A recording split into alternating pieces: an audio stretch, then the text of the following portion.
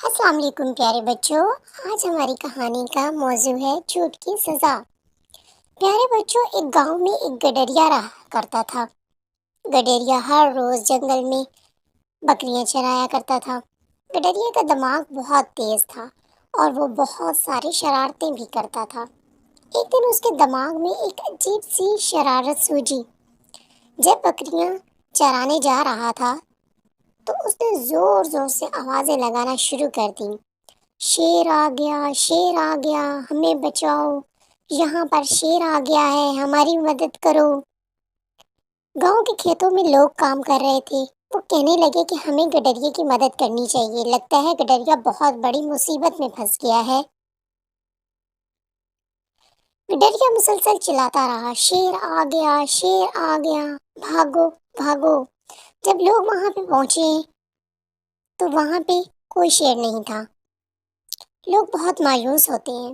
گڈریا نے ان سے جھوٹ بولا۔ گڈریا ہنس رہا تھا، کہتا میں تو مذاق کر رہا تھا۔ گاؤں والے الٹے پاؤں واپس چلے گئے اور اپنے اپنے کاموں میں لگ گئے۔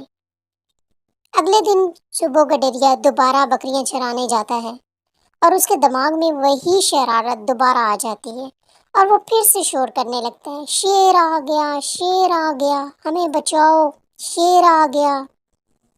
لوگ بھاگے بھاگے آئے۔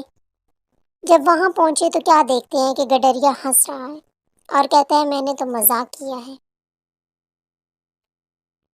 گاؤں والے یہ سن کر بہت مایوس ہوتے ہیں، واپس جا کر اپنے کاموں میں پھر لگ جاتے ہیں۔ اور پھر اگلے دن بھی ویسا ہی ہوتا ہے۔ گڈریا شور مچاتا ہے کہ شیر آ گیا، شیر آ گیا، لیکن اس کی مدد کو گاؤں والے دوبارہ آتے ہیں اور گڈریا بیٹھا ہنس رہا ہوتا ہے۔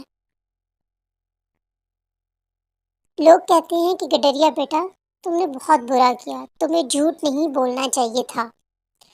گڈریا ان کی بات سن کر ہنسنے لگتا ہے۔ گاؤں والے دوبارہ اپنے اپنے کاموں پر واپس چلے جاتے ہیں۔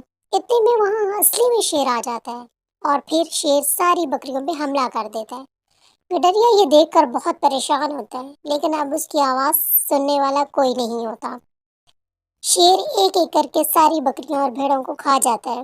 گڈریا پھر سے شور کرنے لگتا ہے اور کوئی اس کی آواز نہیں سنتا۔ لوگ سمجھتے ہیں دوبارہ سے یہ جھوٹ بول رہا ہے۔